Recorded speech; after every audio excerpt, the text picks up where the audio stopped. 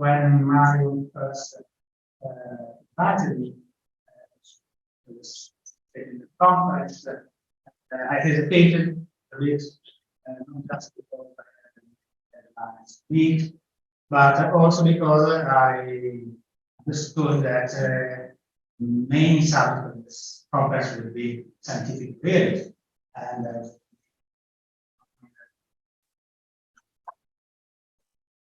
very capable of science and but then it came to my mind that Mario wrote a beautiful, long little book on skepticism. And so I thought, well, perhaps I might have something to say about that. And so I was very happy to accept my invitation, and I'm grateful to him and for organizing this splendid, this terrific conference. So let's get to work. The last book, little book, is a book in Italian. In English, the title is something like The Skeptical Challenge and How to Address It. The skeptical challenge is what nowadays usually goes under the name of Cartesian skepticism, even though, of course, Descartes himself is not skeptic. So we've got skeptical hypotheses. You might be deceived by malign genius, or you might be red, or you might be dreaming. And so the scenarios are such that if you were in such a predicament, you wouldn't have any hint of your being that predicament. And on the other hand, many, perhaps most of your beliefs will focus. So, by invoking such skeptical hypotheses, you can formulate skeptical arguments. There are, of course, various kinds of them, but this is the standard one in recent literatures. It's sometimes called the argument of ignorance, also because it was taken from Anger's ignorance. And so the argument is just a modus ponens, goes like this: you don't know, you can hold up the possibility that are not being actually considering a demon or a team of malevolence bodies or whatever. But if you don't know that, then you don't know that you have two hands, or that you're sitting on a chair, or any other proposition, ordinary about even that. So, the most honest, you don't know that you have two hands, or that you're sitting on a chair, or whatever. Premise 2 is typically motivated either by invoking epistemic closure or by invoking an underdetermination principle. So we've got different versions of the argument that are referred to in literature as closure skepticism and underdetermination skepticism, but we neither dwell on it. So, in that book, Mario discusses and rejects several replies with skepticism before putting forward his own proposal. When it gets to relevant deterministic theory, as for Rat of the Gretzky-Mosey variety and the Rose's epistemic contextual, it says that they represent, quote, a significant step forward, in the vindication of our epistemic. Why? He points out that both Rat and epistemic contextualists make it possible to reconcile the claim to possess ordinary knowledge of positions about the external world with the admission that we lack what he calls metaphysical knowledge of anti-skeptical, heavyweight, extraordinary hint propositions. Those propositions are variously named in the literature, such as there is an external world, I'm not being massively saved by genius, or I'm not a clever. So, Mario proceeds something to alternative theories and to extend contextualism, but is not really satisfied with them because it thinks that that sort of compromise or conciliation for the ordinary knowledge of its metaphysical foundation, reducing it to mere practical, relative, and phenomenal. So it faces a skeptical challenge on and proposes its own explanationist strategy with skepticism.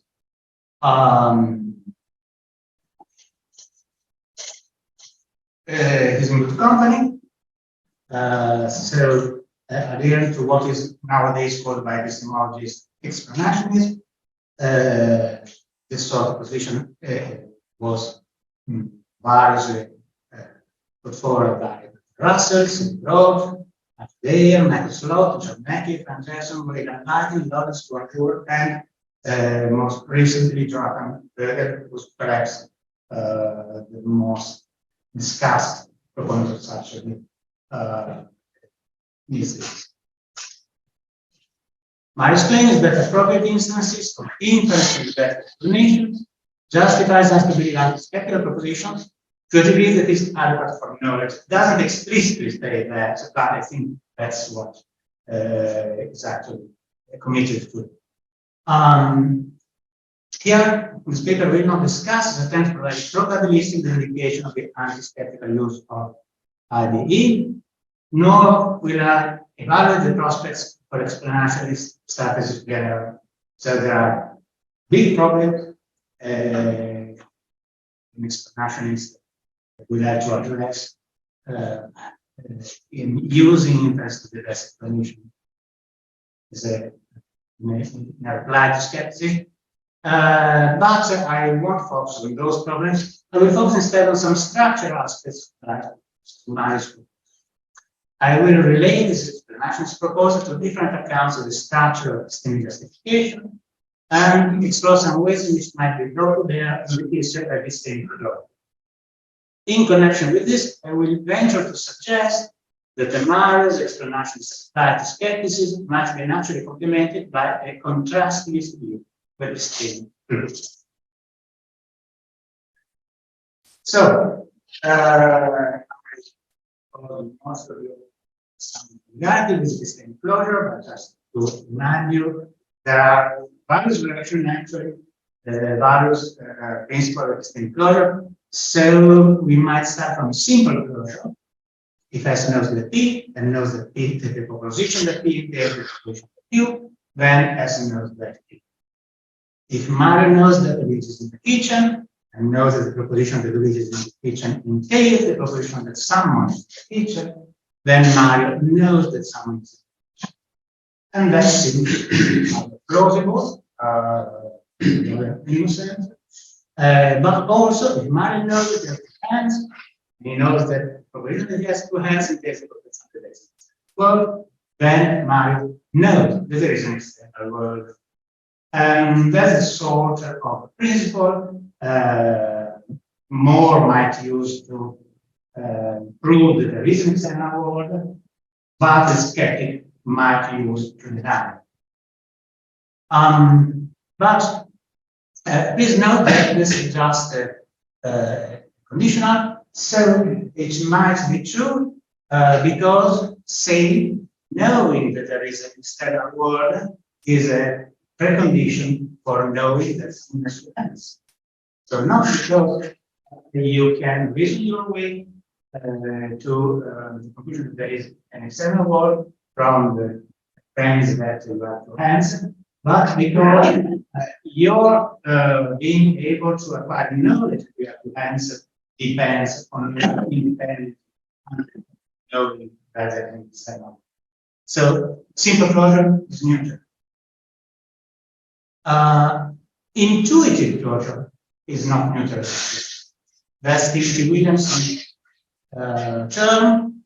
It has to know that P and competently deduce the proposition from the Q from the proposition P, thereby coming to believe the Q while retaining knowledge of P, then S comes to know the Q on the basis of S's knowledge. That's not neat. Williamson calls that intuitive closure because apparently we can expand our knowledge by deduction, by constant deduction, and that sort of principle grounds why we can do that. So the mind knows that the meeting is in the kitchen and competently reduces the proportion of someone in the kitchen from the proportion that reaches in the kitchen. Thereby can contribute to someone in the kitchen while retaining its knowledge that reaches in the kitchen. Then mind comes to know that someone is in the kitchen on the basis of his knowledge of the and then we've got the more pattern. And that is not so immediately. So can man come to know that there is an external world on the basis of his knowledge that he explains and completely reducing the conclusion from the premises? That's more controversial. That principle is another wording. So I've got a second version of that in term which uses the notion of position to know. But that's actually equivalent. So I will discuss this simple version of the principle. If S knows the P and that the proportion of P entails the proportion of Q, then S is in a position to know the Q on the basis of S's knowledge. Now, S is in a position to know the Q on the basis of S's knowledge the P, just in case S is only a belief based on competent deduction, writing knowledge the P away from knowing the Q. So that connects the two versions of intuitive closure, and we can just focus on the latter, which is simple and nothing really relevant. Well, then we've got two examples in terms of position to know. Okay. The crucial difference between the Dresky-Nozick version of relevant theory and the Rose's contextually concerns epistemic closure. As most of you probably know, Dresky-Nozick are notorious for rejecting epistemic closure in both versions, and that attracted to them much criticism. And for a while, not many philosophers would dare follow them. On the other hand, there was defends it, again in both versions, simple and intuitive, with an important qualification. Here, relative design relativizes into specific knowledge relations. According to epistemic contextualists, there is not just one epistemic relations, there are a number of them, and features of the context in which knowledge is attributed, features of the use context, select one or the other.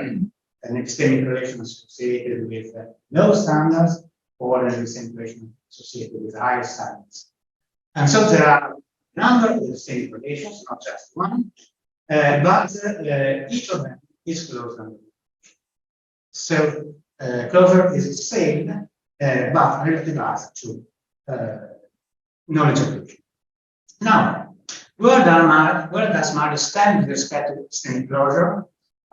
In his book, doesn't say anything explicitly, doesn't commit himself about it. And so I'm trying this talk to relate his proposal with this sort of issues. Does it side with Dresky-Nozick in denying closure, or does it side with the Ross in somehow trying to tame it?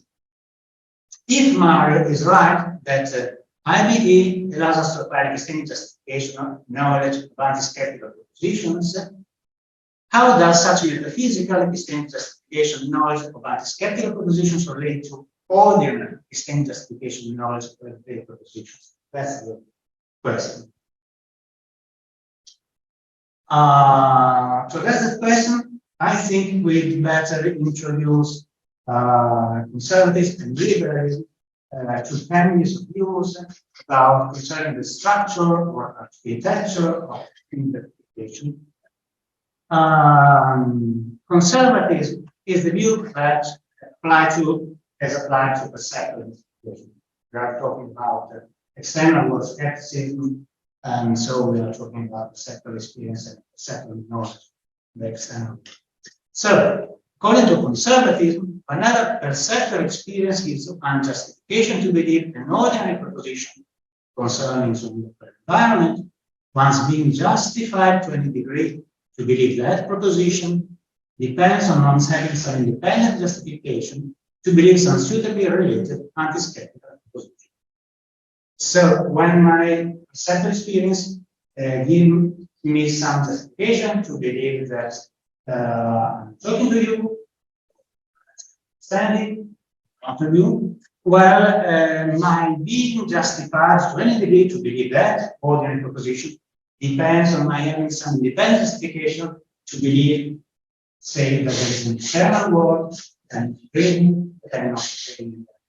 If I wasn't justified to believe that, my perceptual experience wouldn't give me any justification to believe in ordinary proposition about my immediate environment. So that's conservatism. Liberalism is just concept. It is not the case that conceptualism. So, where does my stance on that? Before we get to them, to get a few words about moralism and non-moralism.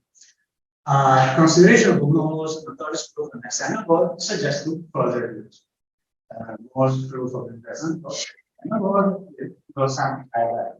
Here is a hand, here is another hand. So I prove that there is an external world. Those hands are things. That's external. So that's Moore's notorious proof. What has been done recently, among economists, there are many neo-Moreans who actually are willing to go along with Moore. And so Moore is the view that the set of justification for ordinary propositions is transmitted across entailment to anti-skeptical. So if you've got perceptual justification for ordinary proposition, I have in front of me, that justification transmits across entailment to anti-skeptical. Non-moralism is the negation of this proof. So there is obviously there are also some relation between conservatism and on the one hand and moralism and non-moralism on the other. Conservative usually goes hand in hand with non-moral, although it doesn't speak in detail. There are some epistemologists who are conservatives, but thinks that set of justification for the positions is transmitted concentrated to anti-skeptical propositions. That's called an epistemic argument, because that's something unexpected. But it can be argued that something like that can happen, but I'm not going. Liberalism usually goes hand in hand with moral. So if you are a liberal, you think that you need knowledge or anti-skeptical proposition to knowledge of ordinary proposition, and then you are likely to think that most proof works. The justification for all the application try to lead to anti-skeptical or their anti-skeptical consequences. Again, even that's not typically speaking in detail or and I will go back to it. So my question is, where does Mario stand on the conservative liberalism issue? Let's try with conservative explanation. We know for sure that Mario is an explanationist. Is he perhaps a conservative explanationist? Well, he might be also conservative view of the structure of perceptual justification. If he did, reliance on AV would allow him to vindicate the claim that we possess much ordinary knowledge about the world without committing either to right or to epistemic context. So it might be conservative who thinks that we can acquire knowledge of the skeptical propositions by the best explanation and rely on that knowledge to acquire ordinary knowledge. So it would have then no need to commit himself to that or epistemic context. Assuming, as Mario seems to assume, that the justification question is everywhere adequate for knowledge, this would allow him to preserve simple knowledge. However, Mario seems rightly, to my mind, reluctant to accept moralism. Endorsing conservative should then lead him to deny, or at least heavily qualified, intuitive.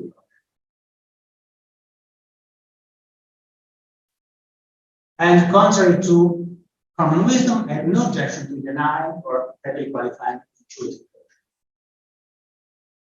However, and here comes something like a dilemma, endorsing conservative explanationism would arguably land Mario in the neighborhood of the dilemma.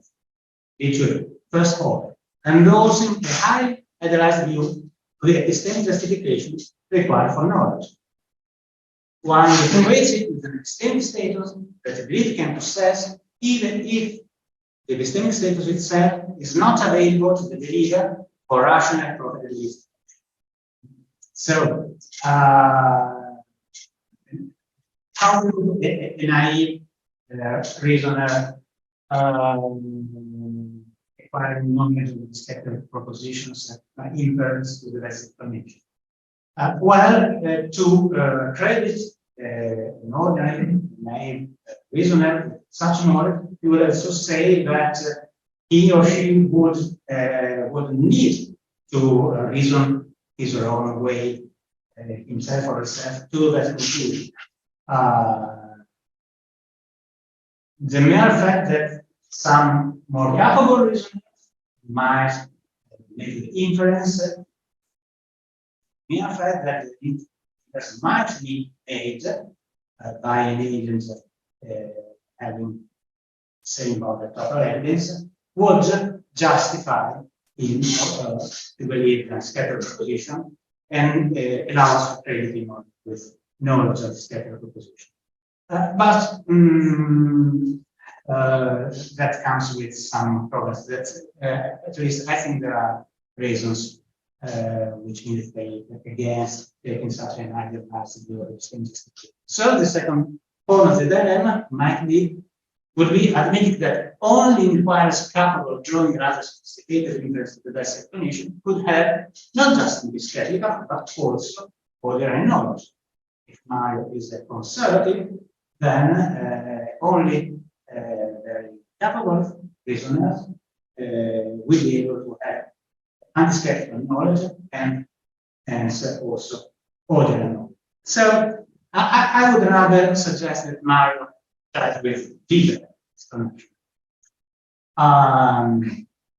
After all, the sympathetic treatment of the Western version correct and of the Rose's contextually, as well as his willingness, later willingness, to draw a clear line between ordinary and metaphysical knowledge, suggests that you might think that being epistemically justified in believing ordinary propositions does not depend on being epistemically justified and being anti-skeptical.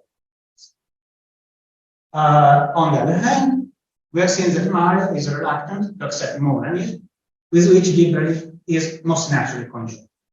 But that can be done.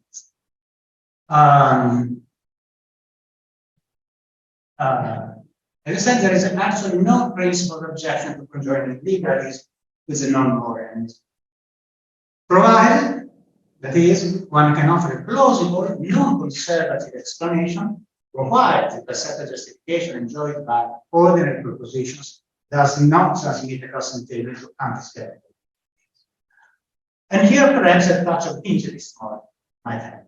So my suggestion would be, I might consider a touch of hinge epistemology in a rather loose, not in very strict Wittgensteinian sense, but in the sense that it might be argued that, consistent with liberalism, that applying the set of justification for any propositions depends on accepting, assuming, or presupposing some suitably related anti-skeptical proposition.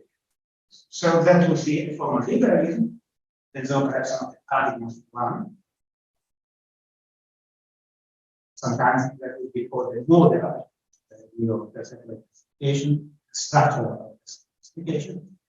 So you wouldn't require that you need independent evidence, independent justification for accepting those anti-skeptical provisions. You just need to accept them or presuppose their truths in order to be able to acquire a set of justification for them. And I see that I will not want to take that way, but I think that there's something to recommend find that touch with this. In any case, conjoined liberalism is a non-moralism, requires denying, at least heavily qualifying, not just intuitive closure, but also symbol. So let's get back to Rat, which may provide a usual framework, offering the idea that knowing the P requires ruling out relevant alternatives to P, but not all alternatives. There are very correct that a sample of them is objective threat are less than gnostic. The relevant alternatives are fixed by objective features of the potential knower and their environment together with the belief. Objective threat prompts a wholesale rejection of distinct closure, as in classic gnostic, which is in tension with the fact that reduction is clearly standing absolute. So, I personally would favor in support of the claim, able to modify the extended closure principles by not fully abandoning. Then there is contextualist rights of the laws. There are alternatives fixed also like the context in which knowledge is being attributed. Insofar as such features, single out for consideration specific knowledge of patient. So, the text of the right prompts a relativization or extended closure. And there is contractualism. This is elaborated in some passages of branches of epistemic operators and in full-fledged epistemic contrastings necessitated by Jonathan Scheffer and some epistemologists. Mario does explicitly refer to a contrastive special in Dresky's epistemic operation. Dresky is not always closely associated with epistemic contrastivism, but in fact, the same idea is found in his epistemic operator. And Mario seems to quote it probably. So, take the fact dialectic also, by changing the emphasis pattern, can invoke a different set of contrast, and hence alter what it is that S is said to know when it's said to know the dialectic we don't. We can say, for instance, that S knows the dialectic, that S knows the dialectic is also. In this case, we join that S knows the identity of autoscalar, that it was elected. Answer as reason for the use of effective author consistent facts that single out electric as a sign rather than George Martin, someone else. On the other hand, we can say that as a note that electric killed Otto. In this case, we are being told that as knows what electric did to Otto, he killed him rather than merely injuring. Killed him rather than merely threatening, etc. Okay, changing the set of contrast by shifting the emphasis pattern changes what it is that one is allowed to know when one is set to know. So this might be construed as a form of epistemic contextualism, but actually Dresky resisted that construct, is not contextualist. So the idea, both in this passage, is less construed, is more illuminating construed, I think, as the idea that knowledge is a contrastive relation. Always, everywhere, well, that's very strong, and we will imply that, but perhaps always, perhaps in the empirical domain. The idea is that one doesn't just know that P, one knows that P rather. I think that as far as we don't generalize that idea to say knowledge, but if we apply it to the empirical domain, that's something. According to Scheffer, for the foremost proponent, the idea knowledge is thus not a two-place relation between the subject and the proposition, but a three-place relation between the subject, the proposition, and the context. And this leads to replacing standard binary epistemic closure with contrasting ternary epistemic closure. At any rate, I would say for knowledge alone. My suggestion is then that replacing standard epistemic closure with contrasting epistemic closure is an outcome that explanationist philosopher seeking to conjoin liberalism with non-moralism should seriously consider. Which, in fact, I think might wish to consider. So, contrasting closure. We've got that's more or less Scheffer's formulation. We've got 4 principles. We've got 2 principles for multi-premise closure. We can set them apart. I got focus on the first 2 principles, expansive and contractive. So, expansive, the person knows that P1 rather than Q, and the proposition that P1 entails the proposition that Q, and P2 is a contrary of Q, and the proposition that Q is a contrary of the proposition that Q, then S is in a position to know that P2 rather than Q. Position to know is closed under Q-bounded expansion. An example, if Mary knows that it was lefty rather than an Betty in Otto, he's in a position to know that it was a man rather than an or Betty.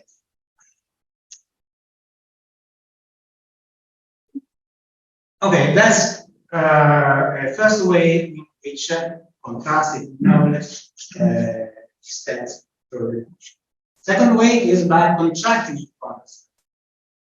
If S knows that P rather than 1, and the proposition that Q is 1, and Q, the proposition that Q is not a proposition, then S is in a position to know that P rather than Q.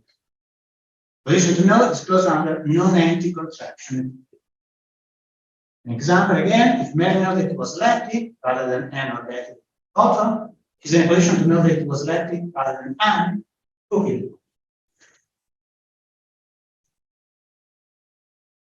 And then there are the 2 further principles for multi-premise. Okay, thank you. And so you know them for a purpose. So the idea that contrasting knowledge extends by P concept Q intersect Q. Contrastive closure does not license the derivation of immodest knowledge, metaphysical knowledge, and skeptical proposition from modest knowledge for propositions. If more knows that he has hands rather than standard, is not thereby in a position to know that he has hands rather than that individual hands, or that he is not inverted rather than inverted. those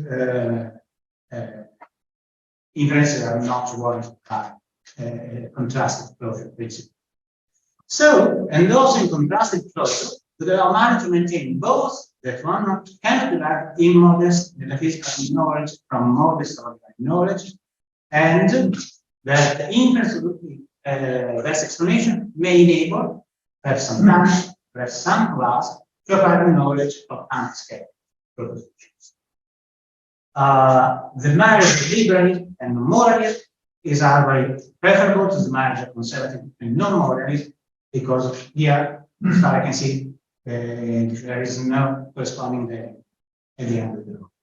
So I would rather suggest that this way is better.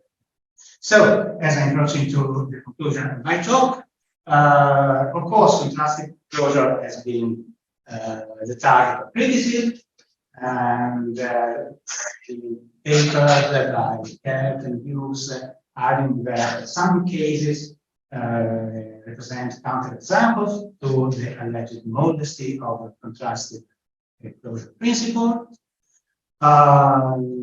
Here we can find Misetto stating, without argument, that Kerr's use case violated trivial that is the word of anti-equivocation constraint on the proper application of the NP project, failing to provide genuine counterexamples of contrastive closure. So I think that contrastive closure principle stand good order.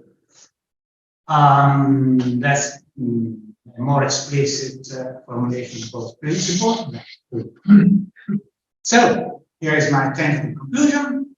Is then that Mars' explanationist replies to Cartesian skepticism must be naturally and perhaps successfully complemented by a liberal, non-moral view of the structure of distinct justification, contrastivist view of empirical knowledge, and a contrastivist conception of epistemic. That's it. Thank you.